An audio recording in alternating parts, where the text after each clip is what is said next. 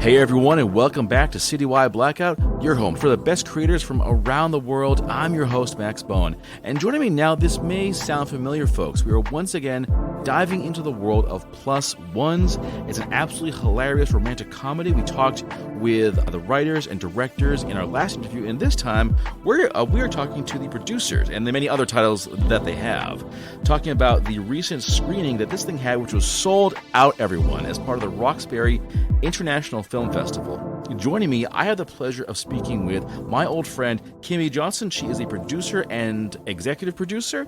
Emily Baeza, she is the producer and the head of fundraising.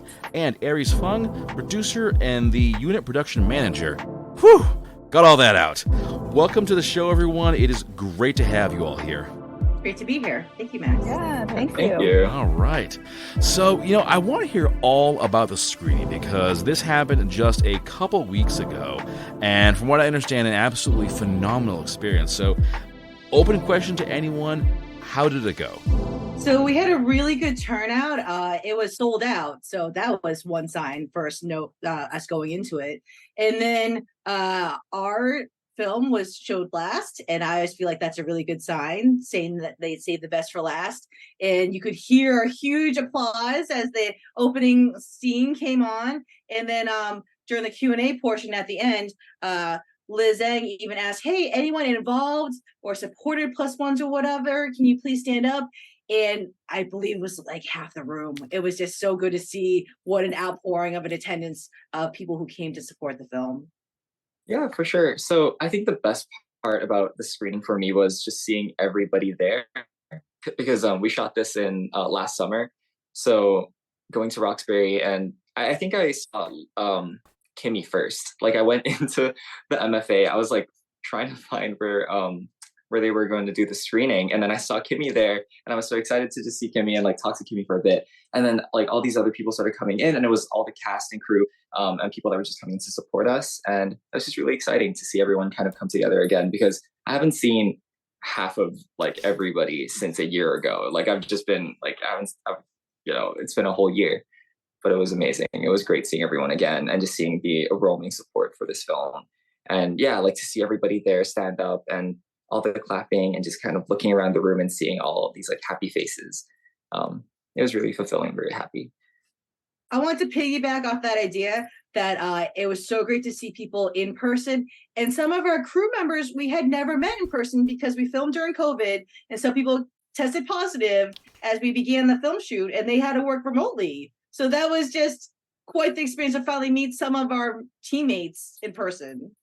Yeah, we've always been like a very agile group, like finding other ways to include people. Like that was like Liz's vision from the beginning, is making sure that no one couldn't participate because of, their physical health or ability. So any way possible, feeling part of the community. And I personally wasn't able to attend in person the screening. So I was really, really sad about that. I was actually working on another project that also had a lot of folks from the Plus Ones community come in and out and be a part of. So it was like we were on set on another project, looking at our phones, seeing all of the social media reactions to the premiere, and it was such a cool experience to like, we had like our satellite community together, at least like getting to celebrate this moment, because it was a huge turnout. And I actually got to go to other events at the Roxbury International Film Festival, and when I would check in at the table, they would ask like, "Oh, do you have any films?" And I mentioned Plus Ones, and like, "Oh yeah, we know all about you." Like everyone was here for that movie. Like, and everyone I met for the rest of the film festival, like kept like singing its praises. And it was just really a special experience to like have this thing that you've been working on that's been like private, or like, you don't get to show it, like the fruits of your labor, to so much later. So being able to like have other people experience it and get as excited as you are about it is a really one of a kind experience. Did you know ahead of time that this was going to be totally sold out? So I know that we were all shocked that it was sold out because we were promoting it and telling all our friends and be like, hey, everyone come on out. And some people who thought, okay, cool, I'll figure it out the day of if I want to go check on the weather because it's New England. They were like, oh my goodness, it's sold out. I can't go. What? Are you serious? It was a surprise for us. Yeah, none of us knew that's what would happen, and it was definitely like a last minute scramble to get some really important people there as well. So Excellent. best surprise. It really is. It really is to say, oh, we'll get some kind of crowd, and then realize, oh, they're all here for us. Now, I know this also involved a Q&A afterwards. What kind of questions did folks have about the movie? I think for the most part, people were interested in how we got such a large community to be a part of this, because I think what separates us from the other shorts that were shown was just the sheer amount of people that were involved.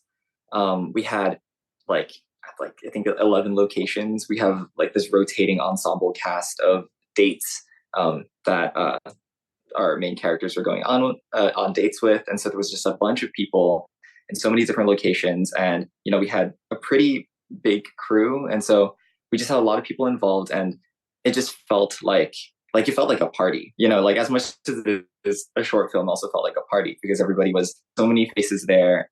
And I think that was the biggest, that was one of the questions of how did we manage to get all these people in one place, and also just people from different backgrounds and just all over the world into Massachusetts to film this. How about after the screening was over? Did you get approached by folks who want to talk to you about the movie?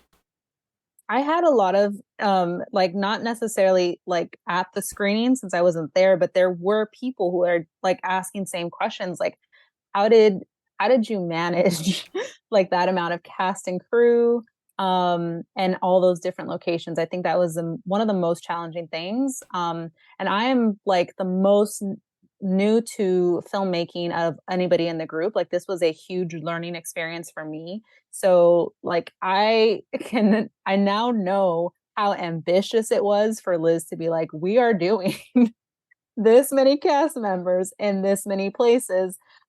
Because, when you think of short, low budget, you think, one location, 5 people max. And so we really thought really big with it. We wanted this to be a community endeavor and bring people in from all, backgrounds and walks of life. And I think that really speaks to how it became as big as it was because of how, it just was built to be as welcoming as it could be. So I constantly get questions about managing that experience, and I try to answer them to the best of my ability, and maybe Kimmie or Aries will can do it better. But sometimes I'm just I feel like I was in such a haze of we just got to get this done that it's hard to remember those details. But I think it's a good exercise as filmmakers to think back of you're right. I did accomplish this seemingly impossible task. How did I do it? How can I replicate that success? And I think that's an exercise I want to employ more often, because I just kind of focus in and don't think about anything else. And then as quickly as the solutions came, they left my brain. I actually want to talk about the management process, because as producers, as executive producers, as unit managers, you certainly had a lot to handle. What was it like being more or less at the helm of such a massive production? Honestly, the craziest thing is, if you asked me in 2023 to do this again, I don't think that I could have done it. I think it's been a year, and I think that I've grown a lot as a filmmaker, and I've gotten a lot better at certain things, and I think that I have a lot more experience in producing and filmmaking. But honestly, I don't know if I would have been able to make Plus Ones again. The amount of just resources and people that we were in contact with and kind of managing was crazy. We had we were going to locations all the way from north of Boston down to the South Shore, and we're making commutes 40-minute commutes all over the place all the time. We were flying people in from New York. I was working remotely from LA, in pre-production. Our director was in New York and zoomed in to direct. Our co-directors, one of them, zoomed in from New York to direct the short. So it's we were managing a million things all over the US. We're managing different time zones with a pretty slim budget for what we're trying to accomplish. So, really juggling a small budget for transport, housing, lodging, food, just everything. It was honestly, if Liz pitched this to me again, I like in 2023, I don't think that I would have been able to take this on. Like it was such an insane endeavor, but somehow we made it work. We had an amazing team of people, obviously. Like all the producers worked so hard on this, and a lot of us this is one of our kind of like first like projects that we really came together and worked together on this. And I don't know, somehow we made this work. I think it was a lot of just trust in each other, like knowing that if Emily was working on this part of the project, that I have full trust that Emily is going to follow through and do the best that she could on this part, and I would do the best that I can do. And when we all come together, the puzzle pieces came together, and it worked. And people, like, we had a fantastic team of people that really, I don't know how, but really made this come to life. I would say that everyone had eyes on the prize. There was no turning back. We were just in it to win it. And there was a lot of meetings, lots of planning, and planning and organizing made the difference for, okay, when we have a very small budget, people volunteering their time, people donating food items. All right, what can we do with stretching that dollar as much as we can, spend it on if we need to rent gear, because that's nothing you can go away. And so it's that we just kept moving forward, and then looking backwards at all that was accomplished, it's just like, wow, that's just a miracle. Can you believe that? Like Aries, like, I don't know if I could have imagined completing all that. If I had known the huge mountain we were going to move, would I be in it again for that experience? So it's just pretty, it's quite the project to be proud of, because in front of and behind the camera, seeing other people like ourselves from all over the spectrum, from all sorts of genders and identities and ages and backgrounds, it just made me so proud to see one of the most diverse groups of people ever. Absolutely. And it's like a little cliche to say, but like the quote of like the journey of 1,000 steps begins with like a single step, right? Like in totality, looking back at this experience, it's like, heck no, I couldn't do all that again. But like when you're starting it, it's like one step at a time. Like you're doing, you're growing as people, working professionals. And I'm not sure like the audience of your podcast, Max, but if there are people who aren't familiar with filmmaking, like it's also so mind-boggling for me, someone who is newer to this, that a lot of this is done in our free time. Like this is on top of like our 9-to-5 responsibilities or other ways that we're trying to make ends meet in our personal, professional lives. Like we are doing this like 9 p.m. Zoom calls, checking in with each other, and like in the wee hours of the night trying to fit these things in, and calling in favors from all over to make it possible. And I think like that's what gets people excited, is like the process of like bringing people together, is everyone else is just contributing like what they can. So at little by little, we do what we can, and then you get to see what comes together. Yeah, I also just want to add, like, with the energy that we had with the team of people and kind of all the ideas that we had, I wouldn't have it any other way. I think that I've been a part of it, like a few other projects here and there now, and worked on some very like Hollywood commercial stuff and things that are more structured and things that are more like traditionally Hollywood. And you just don't have that anymore. I think that there's charm in this indie production with a small crew of people that really are just pouring their hearts out. And that's just something that like I would take that over anything. I think that that's what filmmaking is about, and being with like people that are so amazing that they're also pouring their hearts out and being vulnerable and being together. Like I wouldn't have it any other way.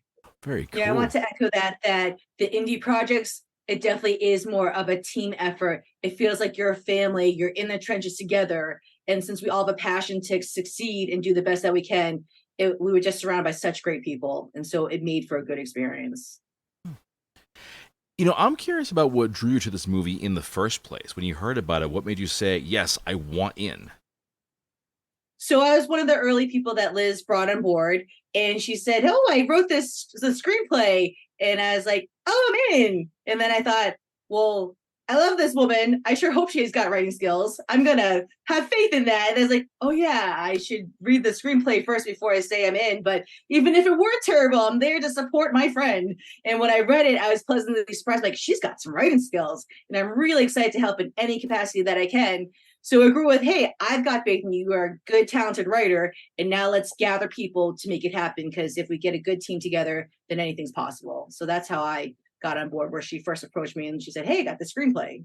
And originally she asked me to direct, and I had never directed before. Then I realized with the time that I have, I wasn't able to put that sort of time commitment in. I stepped back and I said, well, my comfort level is being a producer. I've been a producer before. So let me guide you on this journey, be an executive producer, and help as much as I can in that capacity. So that's how I got involved. I met Liz over Zoom, actually. I was visiting my grandparents in Arizona, I remember, because it was, a lot of my film career so far has been made through the people that you meet and the impressions that you leave, and showing like your work ethic. I as a person who's still relatively new, like I'm on year 2 of filmmaking, I've learned that people are really willing to show you the ropes if you have like an open mind and you want to learn. So I've benefited a lot from great people like that, and that's the connection I made with Liz, through Women in Film and Video New England. We had a mutual connection who said, you know what, Emily hasn't made a lot of film, but I think she could help you do what you need to do. And so, my previous career, I was in nonprofit marketing and communication, and so I was like, let me see if I can apply these skills from this other industry to filmmaking. And so thankfully, by the time we got into like actual production, I had been on more sets and was able to help more in a hands-on capacity. Like all of us were very hands-on. Even though we were like producers doing all the pre-production work, we also took on roles during the actual production. So Liz actually took a big leap of faith on me, I think, because I was like, the script is amazing. I was so excited to see like exactly a lot of the qualifiers that I'd wanted to see, like baseline diversity and inclusion. It was like, oh, okay, we have female protagonists, we have some queerness that is more than sex, we have people of different ages, different and the punchlines, the humor of it weren't these identities in the script. Like it was really, when Liz told me that it was something that she wanted to have the world that is built in this movie reflect the world that she experiences in Boston, that really spoke to me. And it shouldn't be a bold, brave move. That should just be the norm. So truly, it was just like, okay, this is a very approachable script. It's at that point, I'd only done horror movies. So I was like, let me not put myself in a box here. Let me get some rom-coms under my belt. So I was really excited to, try the humor, the lightheartedness, and it was such a positive experience. So I think, thank goodness for Liz taking a chance on me.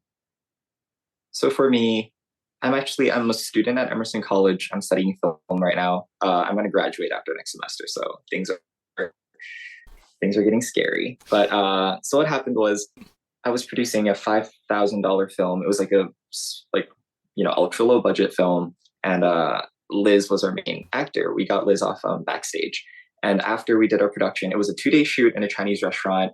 I was producing it, and we had like a bunch of film students there. And afterwards, Liz came up to me and Liz said, "Aries, whatever's going on here, I need this."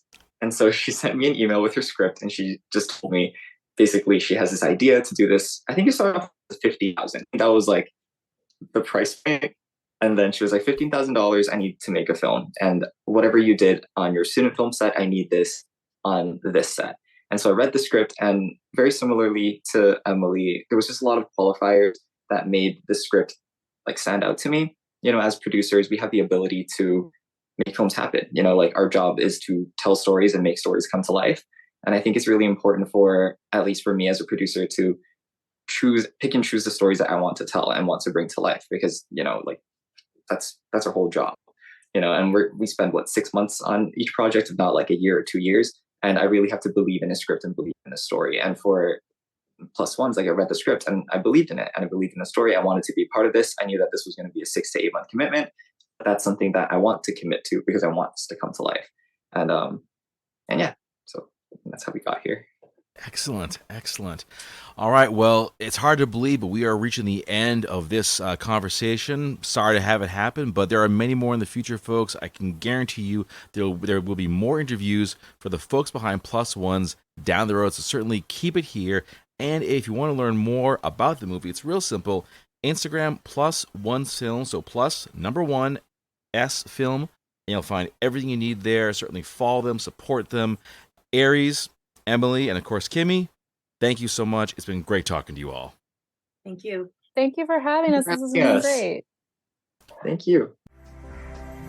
Hi, this is singer Kate Eppers, and you're listening to Citywide Blackout.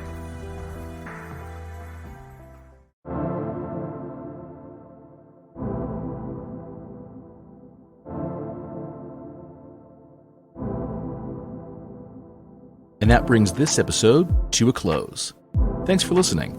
And don't forget to follow the show on Facebook under Citywide Blackout and Twitter and Instagram under Citywide Max.